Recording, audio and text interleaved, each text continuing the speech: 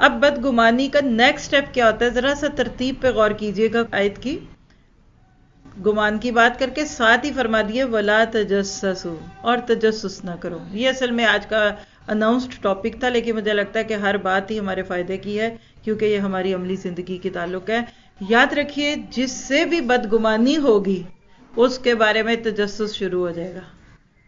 آپ بدگمان ہیں اپنی بہو سے، تجسس شروع، جاؤ دیکھو کیا کر رہی ہے، کس سے باتیں کر رہی ہے، کس کو دیا ہے، کس کو لیا ہے، کیا اس کے ارادے ہیں، کدھر ہے، تجسس شروع. شوہر کے بارے میں اب بدگمان ہے کہ لگتا ہے کہ آج کل یہ کوئی دوسری عورت کے چکر میں ہے، تجسس شروع. فون چیک کریں گے، ان کی ای میلز چیک کریں گے، ان کے واٹس ایپ میسیجز دیکھیں گے، ان کے فیس بکس دیکھیں گے. پہلے تو کوئی ایسا چکر آتا تھا تو گھر میں لوگ چیزیں ڈھونڈتے تھے، الماری میں کوئی تصویر تو نہیں چھپائی ہوئی اور کسی پلنگ کے تکیے کے نیچے کچھ رکھا ہوا تو نہیں. آپ لوگ کہاں جاتے ہیں ڈھونڈنے؟ وہ نیٹ پہ جاتے ہیں، گھر کی دنیا سے دور باہر جا کر دیکھتے ہیں. تو تجسس کا نقطۂ آغاز بدگمانی ہے. کہتے کس کو ہیں تجسس؟ دیکھیے جیم سین سین اس کا روٹ ہے. تو بیسیکلی تجسس کیا ہوتا ہے اگر عربی میں دیکھیں تو جیم سین سین اس کا روٹ ہے. دو لفظ لکھے ہیں، ایک ہوتا ہے تجسس اور ایک ہوتا ہے تحسس. ہا کے ساتھ ہوگا نا تو اچھی چیز ہوتی ہے. سورۃ یوسف میں یہ لفظ استعمال ہوا ہے کہ حضرت یوسف کے باپ نے کیا کہا تھا، تحسسوا یوسف، جاؤ یوسف کو یا اپنے بھائی کو ڈھونڈ کر لاؤ. تجسس کیا ہوتا ہے؟ رگ کا دبنا. آپ دیکھیے کہ آپ بیٹھے میں ایک دم آپ کی رگ دب جائے یا پھڑ پھڑانے لگے تو آپ کو اچھا نہیں محسوس ہوگا، آپ کو ایسے محسوس ہوگا کہ جیسے انیوژل چیز ہے. تو تجسس کیا ہے؟ بنیادی طور پر دوسرے کے معاملے کی قرید کرنا. اللہ سبحانہ تعالیٰ نے ہمارے اندر ایک جذبہ رکھا تھا، کیوریوسٹی انگلش میں کہہ لیجئے، کچھ ڈھونڈنے کا، کچھ پانے کا. یعنی کوئی سوال کر سکتا ہے نا کہ اگر تجسس بری چیز لگ رہی ہے اور ہم اس کا برا استعمال کرتے ہیں تو اللہ تعالیٰ ہمارے اندر رکھتا ہی نہ. سوال سمجھ رہے ہیں؟ لیکن اللہ تعالیٰ نے کیوں رکھا تھا؟ تاکہ ہم خیر کے راستے ڈھونڈیں، ہم ریسرچ کریں. تھوڑا سا ریسرچ کے لفظ کے ساتھ بھی سمجھ کر دیکھ لیجئے تو آپ کو یہ بات اور اچھی طرح سمجھ آ جائے گی کہ تجسس میں کیا ہوتا ہے کہ قرید کرنا. ہمارے لیے حکم کیا تھا؟ کائنات میں غور و فکر کرو. ان فی خلق السماوات والارض واختلاف اللیل والنہار لآیات لأولی الالباب الذین یذکرون، اللہ کا ذکر کرنا ہے قیاما وقعودا، ہے نا. تو تجسس بہت اچھا تھا. کس چیز کا تجسس؟ میری نماز آج سے 20 سال پہلے سے میں پڑھ رہی ہوں، میں ذرا چیک کروں یہ کیسی ہے. ریسرچ کیجئے، علم لیجئے. میری نماز کی دعائیں جو میں اتنے سال سے پڑھ رہی ہوں، لاؤ ذرا میں تجسس رکھوں کہ بھلا کوئی اور بھی دعائیں ہیں. نیکی کے کاموں کا تجسس رکھیے، خیر کے کاموں کا تجسس رکھیے، وہ چیز آپ کو زیادہ فائدہ دے گی. پھر اسی طرح سے آپ دیکھیے کہ تجسس کس چیز کا ہونا چاہیے کہ اللہ کی نگاہوں میں ہمارا کیا مقام ہے.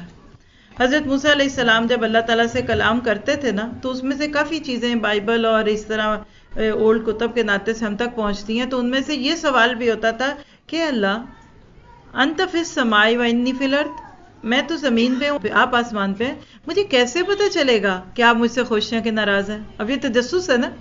کیا مجھے آپ کو کبھی یہ تجسس ہوا کہ میرا اللہ کے ہاں کیا مقام ہے؟ اللہ تعالیٰ نے جواب میں ان کو کیا کہا کہ ہاں موسیٰ، آپ کو میں بتا سکتا ہوں کہ میرے آپ سے خوش ہونے کی علامت کیا ہے کہ جب آپ کے اوپر نیک لوگ حکمران ہو جائیں تو یہ آپ کے اوپر میری رضامندی اور خوشی کی علامت ہے، اور جب آپ پر بدترین لوگ حکمران بن جائیں تو یہ میرے آپ سے غضب کی علامت ہے. بات سمجھ گئے نا؟ تو تجسس اس چیز کا ہونا چاہیے کہ میں جنت کے کس درجے پہ جاؤں گی. اللہ تعالیٰ نے میرا نام جنت الفردوس میں رکھا کہ نہیں رکھا؟ مجھے نبی صلی اللہ علیہ وسلم کا دیدار ہوگا کہ نہیں ہوگا؟ یہ تجسس رکھیے. اپنی سکلز کو، اپنی ساری خوبیوں کو پازیٹیو وے میں استعمال کریں گے تو انشاءاللہ فائدہ ہوگا.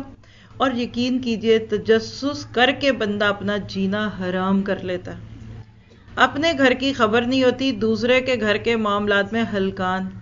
بس آپ دیکھیے اگر آپ کو آپ کے نیبرز کی بھی خبر مل جائے، آپ کے رشتہ داروں کے گھر میں کیا ہو رہا ہے اس کا بھی خبر مل جائے، اور صدر اوباما نہیں تو اب اگلے صدر کیا کر رہے ہیں آپ کو وہ بھی پتہ چلنا ضروری ہے، اور ملکہ وکٹوریہ نے کیا کام اس وقت اپنے اوپر لیے ہیں، اور فلاں گلوکار اور اداکار جو ہے اس کی کس سے سکینڈل چل رہا ہے، کون کس کو طلاق دینے والا ہے، کس سے شادی کرنے والا ہے. آپ مجھے بتا سکتے ہیں آپ کے دماغ کا کیا حال ہوگا؟ میں تو ایک لفظ بول سکتی ہوں جو آپ کو بڑا برا لگے گا، ڈسٹ بن ہوگا، ٹریش کین ہوگی. देखिए ना, ट्रैश कैन में भी तो जो आता है डालते ही जाते हैं ना। मैं सोचती हूँ जो लोग बहुत दूसरों के मामलों में कंसर्न्ड होते हैं और हर वक्त ही फिक्र कर रहे होते हैं, कभी वो अपने हालात के बारे में भी तो सोचें। आप देखिए कि अल्लाह के नबी की सिर्फ एक हदीस पे गौर कर लें ना, तो हमारी ज़िंदगी से तजस्सुस कम से कम बेकार किस्म का तो निकल जाएगा। और वो क्या था, आपने फरमाया मिन हुस्निल इस्लामिल मरु तरकुहु माला यानी। आदमी के इस्लाम का हुस्न इस बात में है कि हर उस चीज़ को छोड़ दे जिससे उसका कोई मतलब नहीं है। मुझे आपको पता भी लग जाए कि हमारे फलां रिश्तेदार के घर में ये मामला चल रहा है या ये खराबी हो रही है, तो मुझे क्या फ़र्क पड़ेगा? हमारे हमसाए में क्या हो रहा है, कौन दे रहा है, क्या ले रहा है, मुझे क्या फ़र्क पड़ेगा? मसलन हम ये देखते हैं कि अमूमन लोग किस चीज़ का तजस्सुस करते हैं। ख़ास तौर पे हमारे कल्चर में ये चीज़ें बहुत आम है। मैं एक दो करके ज़रा तरतीब के साथ आपके साथ शेयर करना चाहूँगी कि इस तजस्सुस की आदत ने कितनी बच्चियों का कॉन्फिडेंस लूज़ कर दिया, कितने बेचारे दुखी लोग जो किसी हादसे का शिकार हो जाते हैं, वो सिर्फ इसलिए महफिलों से में नहीं आते कि लोग बातें पूछेंगे। यानी मैं आपको पूरे यकीन से दो मिसालें देकर बात पे चलती हूँ।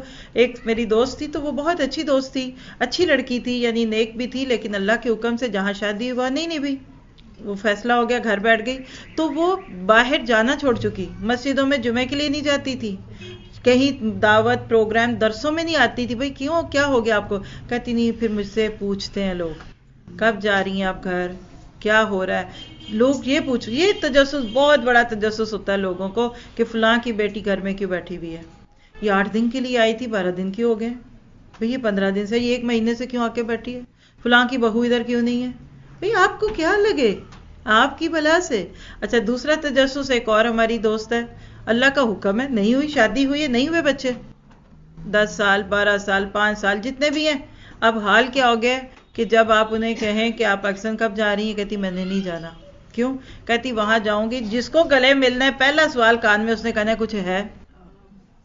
अच्छा नहीं है तो अगला सवाल जो है इलाज कराया। अच्छा आप कहेंगी करे सास कितनी, घर बड़ा है और फैमिली कितनी बड़ी है, अकेला बेटा तो नहीं है, गाड़ी है उसके पास। दाढ़ी नहीं पूछते, गाड़ी पूछते हैं। अच्छा फिर दीन का कोई तजस्सुस नहीं पूछते कि तहज्जुद पढ़ता है कि नहीं, 5 वक्त का नमाजी है कि नहीं, कारोबार में कोई गड़बड़ तो नहीं है। सवाल सारे हमारे दुनिया बढ़ाने वाले होते हैं। खैर करते कराते उसके बाद शुरू हो जाता है जी शादी की तैयारियां। अब शादी की तैयारियों का तजस्सुस क्या है कि जी ये शादी कहाँ कर रहे हैं, तैयारी कहाँ से कर। सबसे मुश्किल जो मुझे अपनी कई दोस्तों बहनों का एक गम इस चक्कर में नजर आया है, कहती लोग कपड़ों की कीमत बड़ी पूछते हैं और मजे की बात यह है कि खुद गलत बताते हैं। मैंने कहा क्यों बहन आप इतनी क्यों दुखी हैं, क्या हुआ है? कहती पाकिस्तान में मसला पड़ा है, कोई जोड़ा पहन, ये कौन से ब्रांड का है, मोहर चेक कर रहे होते हैं, डब्बा को गिफ्ट दे वो बाद में खोलेंगे, पहले उसकी स्टैम्प चेक रहे होते हैं ये किस की है। तभी तो फिर हमारे मुल्क में नकली मोहरें भी बहुत सारी हैं ना, वो पहले ही पूछते हैं असली चाहिए कि डुप्लीकेट चाहिए, रेप्लिका चाहिए, फलां चाहिए। ये कपड़ों का तजस्सुस शुरू हो जाता है। अच्छा दुल्हन का जोड़ा कहाँ से आया, कितने का लिया है, ये सारी खबरें मुझे दूसरों ने दी हैं, वल्लाही मेरा तो कोई एक्सपीरियंस नहीं है। कहने लगी कि पूछो ना शादी में, अगर मिसाल है कि अगर कोई पूछता है ये जोड़ा, तो वो जो असली कीमत होती है ना कोई 3 गुना ज्यादा जो बारगेनिंग से पहले की, वो बताते हैं। ये जितने का खुद लिया वो नहीं बताया, और अच्छा असली जगह नहीं बताया, कहाँ से खरीदा, अच्छा किस दुकान से है। तजस्सुस, यानी आप जरा 1 मिनट के लिए सोचिए तो सही कि हमें पुलिस में भर्ती होना चाहिए था, मेरा ख्याल है ज्यादा बेहतर होता, खूब तफ्तीश करते और उगलवा लेते बातें। अच्छा फिर जो भी कोई बता देना, कहते हैं सही कोई नहीं बताया होना, मैं बताती हूँ ये इतने का नहीं था, इतने का था। अच्छा जी जेवर कितना बनाया, अच्छा दुल्हन के साथ तजस्सुस लोगों के किधर का है। अच्छा मुझे याद है जब मेरी खाला की शादी हुई थी ना, तो दुल्हन सामने बैठी होती थी तो बड़ियां पास खड़ी होती थी, ये चूड़ियां मैके की हैं, ये ससुराल की हैं, और फिर वो बड़ी औरतें ना यूं पकड़ पकड़ के देख, वाह काफी वजनी है? और वो जो सास साहबा को कड़े डलते हैं वो पहनती नहीं थी, वो नाप तोलती थी, कहती भारी हैं, और नहीं फूले हुए हैं, मोटे हैं, ऊपर से दिख रहे हैं। भाई आपको क्या मसला है? यानी हमारी जिंदगी अपने से ज्यादा दूसरों के लिए परेशान है। वो कहते हैं ना सारे जहां का दर्द हमारे जिगर में। खैर कपड़े जेवर से ऊपर उठे, अब क्या हुआ जी, शादी हो के घर में आ गए। अब लड़की शादी से बाद 1 हफ्ते बाद वापस आती है, अब क्या तजस्सुस है, सास कैसी है, नंदे अच्छी है, मियाँ अच्छा। 1 हफ्ते में तो सारे अच्छे होते हैं। मजे की बात तो ये कि शादी के 15 साल बाद भी आप कहें कि इनसे तो अच्छा ही कोई नहीं है, بس سمجھ رہے ہیں. پھر لڑکی سے یہ تجسس، اور سب سے برا تجسس لڑکی سے اور لڑکے سے یا شوہر بیوی سے ان کی خفیہ باتیں پوچھنا. اللہ کے نبی نے منع کیا کہ کوئی مرد اپنی بیوی کی بات اور بیوی اپنی مرد کی بات جو ہے وہ کسی دوسرے کو نہ بتائے. یہ بری بات ہے. تو یہ تجسس نہیں ہے، بلکہ یہ تو اس سے بھی زیادہ معیوب بات ہے. پھر آپ دیکھیے بات شروع ہوتی ہے اس کے بعد، تو پھر جب لڑکی جو ہے وہ ذرا سی ایڈجسٹ ہونے لگتی ہے اس گھر میں، تو گھر والوں کو اس پہ تجسس شروع ہو جاتا ہے. میکے کتنا جاتی ہے، ادھر تحفے تو نہیں زیادہ دیتی، ہمارا بیٹا تو نہیں اب اپنے سسرال کے ساتھ کچھ زیادہ ہی لگ گیا. اور لڑکی والوں کا تجسس ہو سکتا ہے یہ ہو کہ اس کی ساس زیادہ کام تو نہیں کراتی، اس کو دودھ پینے کو دیتے ہیں کہ نہیں دیتے. ایسے لگتا ہے ہم کسی کو شادی کر کے سسرال میں نہیں بھیجتے، ہم جیل میں بھیج دیتے ہیں اور اس کا حال پوچھتے رہتے ہیں. ایک ساس کی بات مجھے بڑی اچھی یاد آتی ہے کہ شادی ہوئی تو لڑکی کے گھر سے بہت ہی لوگ آتے تھے اس کا ملنے ملانے کے لیے، تو ساس بیچاری تنگ آئی ہوئی تھی چائے پلا کے. تو ایک بار پھر کوئی آ گیا، کدھر آئے جی، فلاں کا حال پوچھنے آئے. کہ نہیں کیوں، وہ ہسپتال میں بیمار ہے، وہ ہسپتال میں داخل ہے جو اب اس کا بار بار حال پوچھنے آتے ہیں. یعنی لوگ چاہتے ہیں کہ کوئی بات ملے تاکہ ہم پکڑیں اور اس کو لے جائیں.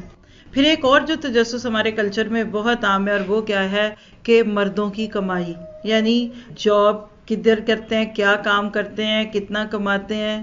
آپ دیکھیے کہ کوئی بندہ نہیں پسند کرتا کہ اس کے بینک میں کتنے پیسے ہیں وہ کوئی دوسرا جانے، لیکن خاص طور پہ یہ جو پیسوں کا تجسس ہے، اور یہ تجسس عموماً بیویوں کو بہت ہوتا ہے، کتنے پیسے ہیں بینک میں. اب تو وہ جوائنٹ اکاؤنٹ والا معاملہ آ گیا ہے. اب پڑھے لکھے دور میں تو الحمدللہ پہلے سے وہ کہتے ہیں بیگم دیکھ لو میرے پاس کچھ نہیں. پہلے بہت تھا، جب سے آپ میری زندگی میں آئی ہیں سب کچھ چلا گیا، آپ کو لے کے میں نے سب دے دیا، آپ کو میں نے ساری چیزوں کی قیمت بھی قبول کیا. پھر اسی طرح آپ دیکھیے شوہر دفتر میں جا رہے ہیں، کدھر جا رہے ہیں، کیا کر رہے ہیں. اور بعض مرد اللہ ان کو ہدایت دے، بیوی پیچھے سے کیا کرتی ہے، کدھر گئی ہے، چپکے چپکے سے جانا، دبے پاؤں کسی کے کمرے میں چلے جانا، کسی کا خط پڑھنا، کسی کا فون سننا. حدیث میں آتا ہے کہ اس کی آنکھ پھوڑ دو جو کسی کا خط کھولے. کوئی اگر تمہارے کمرے کی جھری میں سے دیکھ رہا ہے تو تمہیں پورا حق ہے کہ اس کی آنکھ میں پتھر ڈالو، اور اگر وہ نابینا ہو گیا یا مر گیا تو تمہیں کوئی گناہ نہیں ہوگا. اتنا زیادہ ہمارا دین سیکیور ہے، کیونکہ اللہ کے نبی صلی اللہ علیہ وسلم نے فرمایا حجۃ الوداع کے موقع پہ، فرمایا کہ لوگوں آج کا دن، آج کی جگہ، یہ مہینہ، یہ جس طرح حرمت والا ہے اس طرح تمہاری جانیں، تمہارے مال اور تمہاری عزتیں ایک دوسرے پر حرام ہیں. جان لینے کو تم حرام سمجھتے ہیں، حقیقت میں اللہ نہ کرے ہم میں سے کوئی بھی کسی کی جان لینے کا سوچے. مال لینے کو بہت سارے لوگ حرام سمجھتے ہیں، چوری نہیں کرنا، ہیرا پھیری نہیں کرنا، دھوکہ نہیں دینا، لیکن سچ بتائیے کتنے لوگ ہیں جو ایک دوسرے کی عزت کو حرام سمجھتے ہیں. اور بعض دفعہ ہم تجسس کی وجہ سے دوسرے کی بے عزتی اس طرح سے کرنے لگ جاتے ہیں کہ ہم اس کی عزت کی دھجیاں بکھیر دیتے ہیں. جان کے تھوڑی سی بات کریں گے کسی کی تاکہ اب آگے سے اور سن لیں. یہ بھی ایک بہت برا تجسس ہوتا ہے. تھوڑی بات کرنی، آگے سے اگلا بندہ خود ہی شروع ہو جائے گا. اور باتیں خوب سنی، بعد میں جا کے کہا وہ کہہ کے گئی ہیں. بھئی شروع کس نے کی تھی؟ میرے سے کیوں نہیں کرتی وہ؟ میں نے شروع ہی نہیں کی، میں نے سنا ہی نہیں، میں نے انٹرسٹ نہیں لیا. تو تجسس جو ہے یہ تعلقات کو بہت بگاڑ دیتا ہے، یہ چیز اچھی نہیں ہے. پھر اسی طرح سے آپ دیکھیے کہ کیا پکایا ہے. اب تو پتہ نہیں واٹس ایپ وائبر والے بھی سنتے ہوں گے کہ ہم نے کیا پکایا ہے. ایک وقت تھا جب ٹیلی فون پہ ہی صرف باتیں ہوتی تھی نا، کیا پکایا ہے. میں یہاں آپ کو ایک بڑا دلسوز واقعہ سناتی ہوں.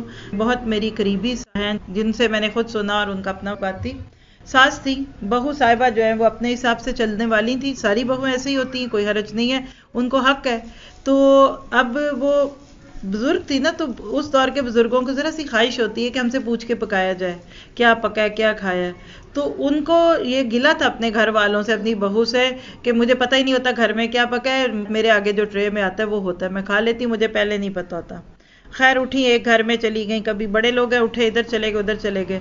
تو وہ اس چیز پہ بہت دکھ محسوس کرتی تھی جب وہ کسی کے گھر جانا ساتھ والے کے، تو سناؤ بہن کیا پکا ہے، تو کہتی تھی میں چپ ہو جاتی ہوں کیونکہ مجھے نہیں پتا ہوتا کیا پکا ہے، میں کیسے بتاؤں پکا ہوتا ہے. تو وہ اتنا مائنڈ کرتی تھی اس بات کو کہ مجھ سے کوئی یہ نہ پوچھے کیا پکا ہے، میں یہ کہوں کہ میری بہو نے مجھے نہیں بتایا کیا پکا ہے، جب سامنے آئے گا تو میں دیکھ لوں گی. اب کہنے کو یہ باتیں بہت چھوٹی سی ہیں، لیکن اگر آپ دیکھیں تو اس کے ایفیکٹس اور اس کے جو اثرات ہیں نا وہ بہت دور تک جاتے ہیں. کسی معاشرے میں جب آپ اور میں کسی دوسرے کے لیے، یاد رکھیں ایک گھر ہے نا، ایک ادارہ ہے، ایک سکول ہے، ایک ملک ہے، آپ ایک بات پہ یاد رکھیے کہ میں نے اپنے ساتھ رہنے والوں کو پریشان نہیں کرنا. المسلم من سلم المسلمون من لسانہ و یدہ. مسلمان وہ ہے جس کی زبان اور جس کے ہاتھ سے دوسرے مسلمان جو ہیں وہ محفوظ ہوں. ان کو خطرہ نہ ہو کہ ابھی انہوں نے سنانا ہے. آپ دیکھیں نا، آپ شادی پہ گئے، میں نے کئی لوگوں کو دیکھا ہے بڑے پیار سے اہتمام سے بیٹھ کے شادی میں گئے، اور تھوڑی دیر میں دیکھا تو وہاں بیٹھے آنسو بہا رہی ہیں. کیا ہوا؟ کسی کی کوئی بات چپ گئی. کوئی یہی کہہ دے گا کیا ضرورت اتنا مہنگا جوڑا بنانے کی، آپ رونے لگ جائیں گے. کیا آپ اور میں دوسروں کی باتوں کو اپنے ذہنوں میں رکھیں تو کیا اس طرح سے ہمیں ذہن میں آتا ہے کہ یہ چیز دوسرے کو کتنا برا لگتی ہوگی؟ مومن ایسا کبھی نہیں کرتا. کھوج کرید کرنا، اس طرح کی باتیں کرنا، ہمسایوں کے گھر میں جھانکنا، دو لوگ باتیں کر رہے ہیں جا کے کان لگا کے سننا، اور اس طرح کی باتیں، یہ بہت ہی بڑی بد اخلاقی ہے. یاد رکھیے نبی صلی اللہ علیہ وسلم نے ایک موقع پہ تجسس کے بارے میں فرمایا کہ اے وہ لوگوں جو زبان سے ایمان لا چکے ہو مگر ابھی تمہارے دلوں میں ایمان نہیں اترا، مسلمانوں کے پوشیدہ حالات کی کھوج نہ لگایا کرو.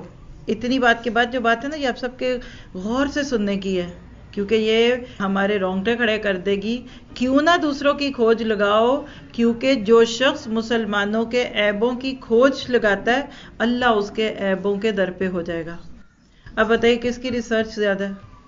ہم دوسروں کے عیب زیادہ کھول کے سامنے لا سکتے ہیں یا اللہ تعالیٰ؟ اور پھر اس سے بھی بڑھ کے خطرناک بات اس سے آگے ہے، فرمایا اس کے عیبوں کے در پہ اللہ ہو جائے گا، اور جس کے در پہ اللہ ہو جائے اس کو اس کے گھر میں ذلیل کر دے گا. گھر میں اس شخص کی بے عزتی ہو جاتی ہے. بہت ضرورت ہے اس بات کی، نہ کرو. اور ایک اور نقصان بھی ہوتا ہے، یہ بھی ذرا سا تھوڑا سا جذبات کے ساتھ سنیے گا. ہر بندے میں کمی ہوتی ہے. یہ نہیں ہو سکتا کہ آپ بہت اچھے ہیں اور میں بہت بری ہوں. میرے اندر بھی کوئی تو خوبی ہوگی نا. اور اسی طرح دوسرا بندہ جس کو بہت ہی برا کہہ رہے ہیں، کوئی ایک خوبی تو اس میں بھی تو ہوگی نا. جب انسانوں کے اندر کچھ نہ کچھ ہے تو میرا آپ کا کیا کام ہے؟ اس کو ڈمپ کر دو، چھپا دو. کبھی آپ دیکھیں نا، اوپر سے چیز چمکتی ہے لیکن تہ کے اندر کالک ہوگا. پکوڑے بنا لیں، آپ کو اوپر سے تیل بہت صحیح لگ رہا ہوتا ہے لیکن جب آپ نیچے سے دیکھتے ہیں تو تیل کے اندر راکھ ہوتی ہے. تہ میں ہمیشہ گند ہوتا ہے، چیزیں نیچے سے خراب ہوتی ہیں. حضرت معاویہ فرماتے ہیں ابو داؤد میں، اللہ کے نبی نے فرمایا تم اگر لوگوں کے چھپے ہوئے حالات کو معلوم کرنے کی کوشش کرو گے تو تم ان کو بگاڑ دو گے، یا کم از کم بگاڑ کے قریب پہنچا دو گے. پھر اسی طرح احکام القرآن میں قول آتا ہے میرا خیال ابن عباس کا، فرمایا کہ جب تمہیں کسی شخص کے بارے میں بدگمانی ہو جائے، برا گمان ہو جائے، تو اس کی تحقیق نہ کرو. ہم تو شروع ہو جاتے ہیں، پیچھے پڑ جاتے ہیں اس چیز کے. پھر اسی طرح آپ نے فرمایا کہ جس نے کسی کا کوئی چھپا ہوا عیب جان لیا اور اس پہ پردہ ڈال دیا تو وہ ایسے ہے جیسے اس نے زندہ گاڑی ہوئی بچی کو موت سے بچا لیا. ہمیشہ دوسروں کے لیے دل بڑا رکھے. آپ کا دل وہ محفوظ برتن ہونا چاہیے جس میں لوگوں کی برائیاں ہوں، زبان پہ نہ آئیں. آپ دوسروں کی باتوں کو زبان پہ لے کے آئیں گے تو کیا ہوگا؟ آپ دیکھیں اس کو CID کہتے ہیں. اگر آپ دیکھیں ملکی سطح پہ دیکھیں تو یہ ایک پورا کام ہے، دشمنوں کے راز معلوم کرنا، خفیہ خبریں لانا، ان چیزوں کو کرنا، یہ ایک پورا سسٹم ہے. لیکن نجی زندگی میں اخلاقی طور پہ ایسا کچھ بھی نہیں کرنا چاہیے. اور اس کے لیے یاد رکھیے کہ سب سے بہترین چیز کیا ہے؟ تزکیہ. آپ کہتے ہیں اچھا یہ عادت کیسے جائے؟ میں لوگوں سے کہہ دوں آج سے تجسس کرنا چھوڑ دو، نہیں چھوڑیں گے. اس کے لیے تزکیہ اور تربیہ چاہیے ہوگا. اس پہ ایک واقعہ بڑا خوبصورت ہے، آپ کو سناتی ہوں. حضرت عمر رضی اللہ عنہ کا ہے. رات کے وقت گشت کرتے تھے. آپ نے بہت دفعہ سنا ہے حضرت عمر ایسے حکمران تھے جن کی راتیں ایک تو اللہ کے آگے روتے ہوئے گزرتی تھی، دوسری عوام کا حال معلوم کرنے کے لیے جانتے تھے. تو ایک دفعہ ایک جگہ سے گزرے تو ان کو شک پڑا کہ ایک شخص گانا گا رہا ہے. تھوڑا سا تجسس آگے بڑھا، قریب ہوئے تو دیکھا تو وہاں شراب بھی تھی اور ایک عورت